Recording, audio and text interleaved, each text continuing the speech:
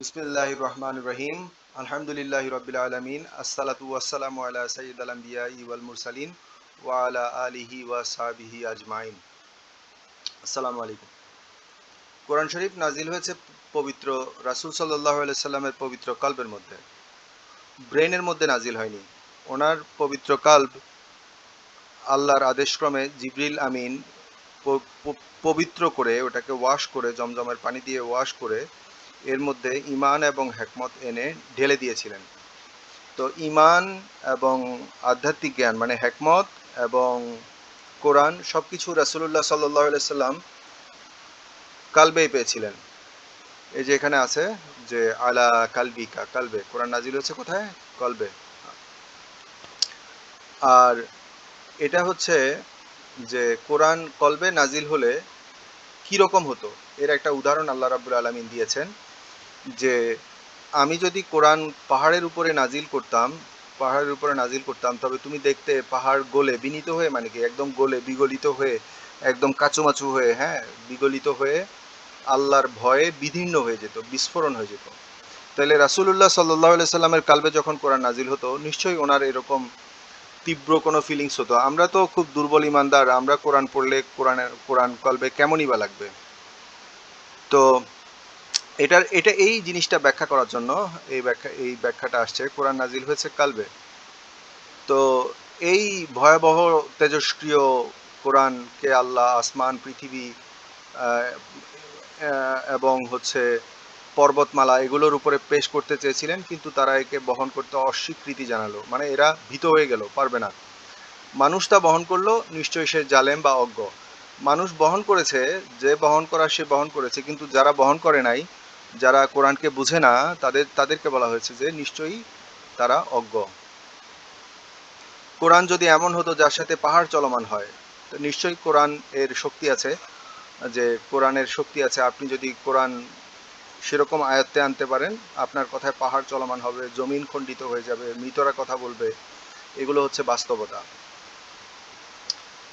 রাসূলুল্লাহ সাল্লাল্লাহু আলাইহি সাল্লামের উপর ওহী নাজিল হতো। যখন রাসূলুল্লাহ সাল্লাল্লাহু আলাইহি সাল্লামের উপর ওহী নাজিল হতো, তখন ওনাকে খুব ক্লান্ত মনে হতো এবং মুখমণ্ডলে ক্লান্তি চিহ্ন ফুটে উঠতো। রাসূল সাল্লাল্লাহু আলাইহি সাল্লাম যেদিন ইন্তেকাল করলেন, তো ওনার মাঝে মধ্যে ওহী নাজিল হওয়ার সময় এমন হতো যে উনি মনে হয় যে মরেই গেছেন। উনি প্রচণ্ড ধ্যানমগ্ন হয়ে যেতেন, অচেতন হয়ে যেতেন, অজ্ঞান হয়ে পড়ে যেতেন।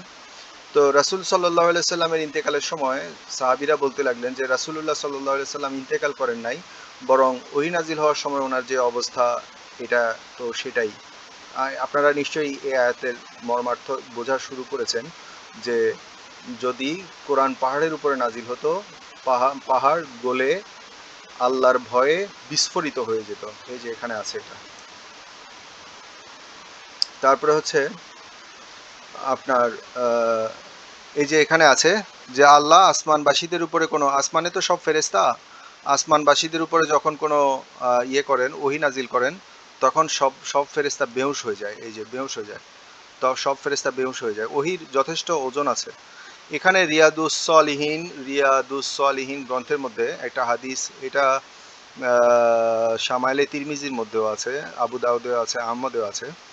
এই হাদিসটার মধ্যে আছে যে রাসূলুল্লাহ সাল্লাল্লাহু আলাইহি সাল্লাম নামাজ পড়ার সময় ওনার বুকের মধ্যে, আপনি একটা পাতিলের মধ্যে পানি দিয়ে যদি এটাকে সিদ্ধ করেন, এটাতে বুট বুট বুট বুট বুট বুট যেরকম বুট বুট বুট বুট শব্দ হবে, রাসূলুল্লাহ সাল্লাল্লাহু আলাইহি সাল্লামের বুকের মধ্যে এরকম কোরআন ভাসতো, ওনার কলবটা ভাসতো। ফুয়াদ, ফুয়াদ আরবিতে একটা শব্দ আছে, এর অর্থ হচ্ছে ফ্লেমড ফ্ল্যাশ, মানে হচ্ছে ঝলসানো মাংস, একদম সিদ্ধ মাংস আর কি, ঝলসানো মাংস। তো এটা হচ্ছে রাসূল সাল্লাল্লাহু আলাইহি সাল্লামের পবিত্র কলবের মধ্যে কোরআনের কারণে এটা এটা হাঁড়ির মতো এরকম ফুটতো। এরকম ফোঁটা রাসূল সাল্লাল্লাহু আলাইহি সাল্লামের ফুটতো, আর কারো ফুটতো কিনা? হ্যাঁ, ফুটতো। ওমর ইবনুল খাত্তাব রাদিয়াল্লাহু তাআলা আনহু কুফার উদ্দেশ্যে কিছু সাহাবীদেরকে পাঠাচ্ছিলেন। তখন তিনি একটু এগিয়ে এসে ওনাদেরকে বললেন যে তোমরা এমন এক সম্প্রদায়ের কাছে যাচ্ছ যাদের বক্ষস্থলে, যাদের বুকের মধ্যে কোরআন ফুটন্ত হাঁড়ির মতো ফুটবে, আওয়াজ হবে। তার মানে রাসূলুল্লাহ সাল্লাল্লাহু আলাইহি সাল্লামের সাহাবী যাচ্ছিলেন, সাহাবীগণ এবং তাবেঈনগণ এর এর দেখভাল করার জন্য। তো তখন ওনাদের কলবের মধ্যেও কোরআন এরকম ফুটন্ত হাঁড়ির মতো ফুটতো। তো তোমাদেরকে দেখলে তারা বলবে তারা আনুগত্যের গর্দান, আপনারা তো হাতের ব্যাপারে বিশ্বাস করেন না, বায়াতের বিষয়ে হাতের ব্যাপারে বিশ্বাস করেন না।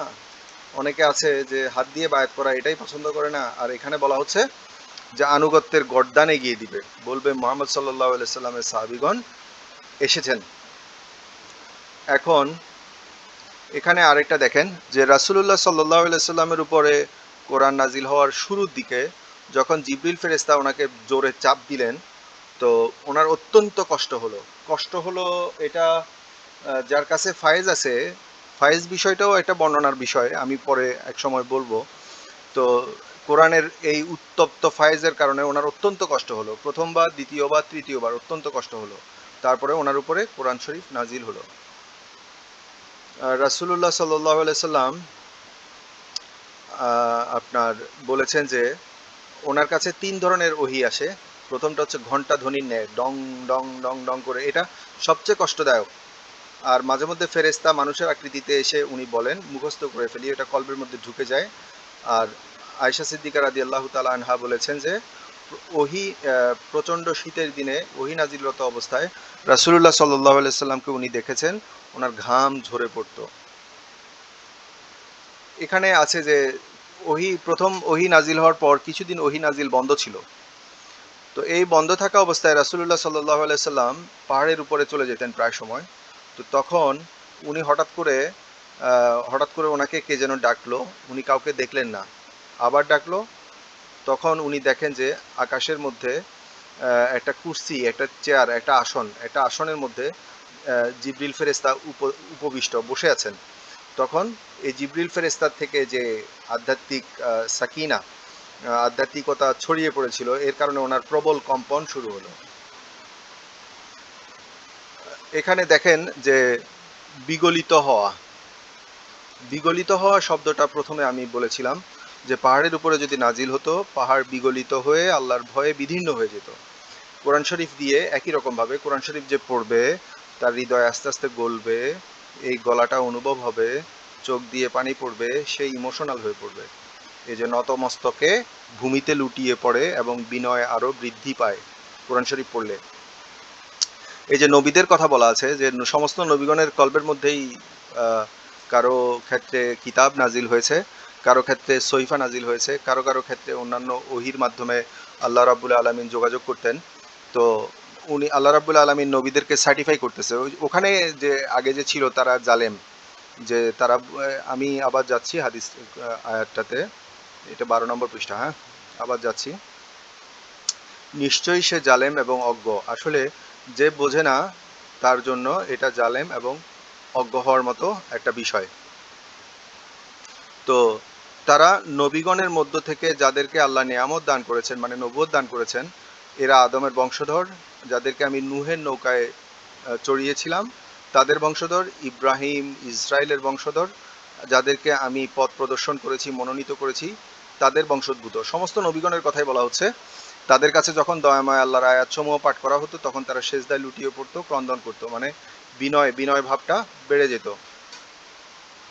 এই যে পূর্ব থেকে যারা এলেম প্রাপ্ত হয়েছে, রাসূল সাল্লাল্লাহু আলাইহি সাল্লামের সময়ও কিছু কিছু খ্রিস্টান বলা ইসাই ধর্মের অনুসারী আর কি, যারা ছিল, যাদের কাছে ছিল, তখন তাদের কাছে এই কোরআন শরীফ তেলাওয়াত করলে তারা নতমস্তকে সেজদায় লুটিয়ে পড়তো। এখানে বিগলিত হওয়ার বিষয়।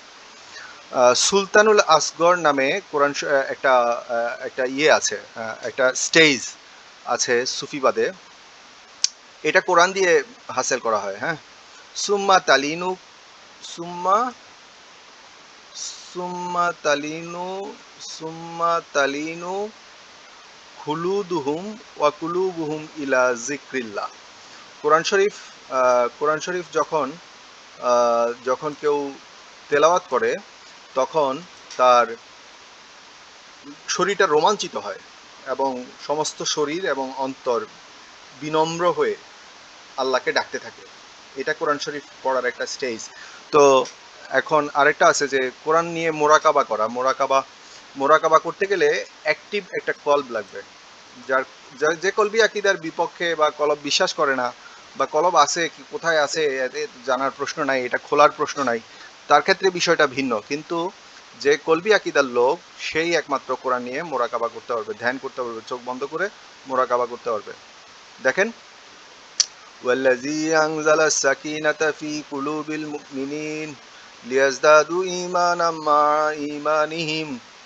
এখানে বলা হয়েছে যে সাকিনা, আনজালা সাকিনা, নাজিল হয় সাকিনা, প্রশান্তি, ফি কুলুব মানে কলবের ভিতরে, বুকের মধ্যে যে কলব আছে ওই কলবের ভেতরে সাকিনা নামের একটা প্রশান্তি নাজিল হয় যেটা ইমান, বর্তমানে যে ইমানটা আছে তার সাথে ইমান আরো বৃদ্ধি করে। এটা কোরআন শরীফ পড়লেও এই সাকিনাটা পাওয়া যায়। এখানে আরেকটা বলা আছে, কোরআন শরীফ শোনার সময় মানে কান লাগিয়ে শুনতে হয়, কোনো কিছু চিন্তা করা যাবে না, কোনো কিছু ভাবা যাবে না, যাতে আপনার কান দিয়ে এটা সরাসরি কলবের মধ্যে প্রবাহিত হয়, এবং তখন আপনি বুঝবেন যে কোরআন আপনার উপরে রহমত হচ্ছে। ওয়ানুনাজ্জিলু মিনাল কোরআনি মা হুয়া শিফাউ ওয়া রাহমাতুল লিল মুমিনিন। কোরআনে যা নাজিল হয় এটা মুমিনদের জন্য রহমত।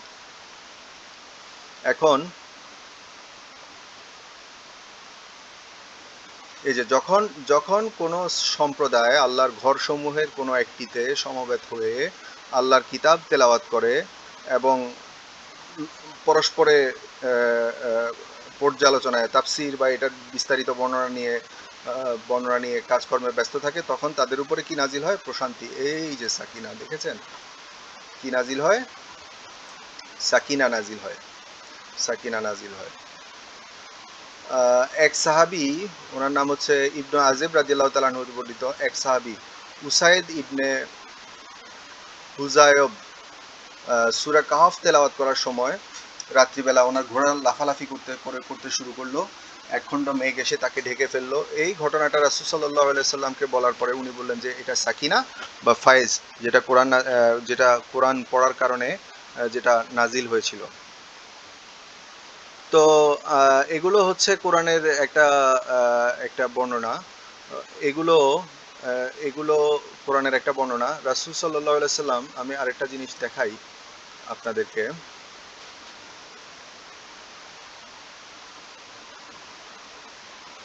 খারেজি একটা সম্প্রদায়, খারেজি সম্প্রদায়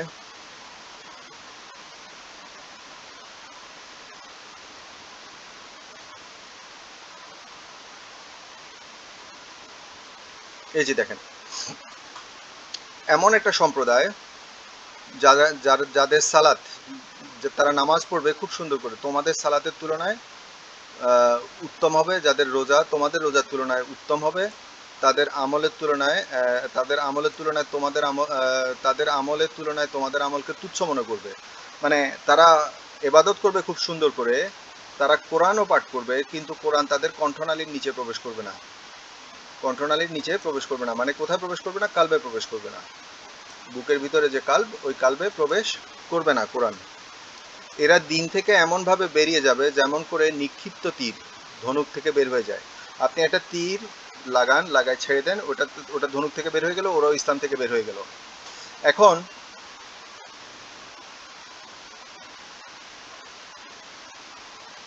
এখন আপনার কথা হচ্ছে যে চিহ্ন পাওয়া যায় না, তার উপর এই যে এখানে আছে, যেমনি ভাবে তীর শিকার ভেদ করে বের হয়ে যায়। মনে করেন আপনি একটা গরুকে তীর মারলেন, জোরে তীর মারলেন, এই তীরটা গরুর এক দিক দিয়ে ঢুকে আরেক দিক দিয়ে বের হয়ে গেল।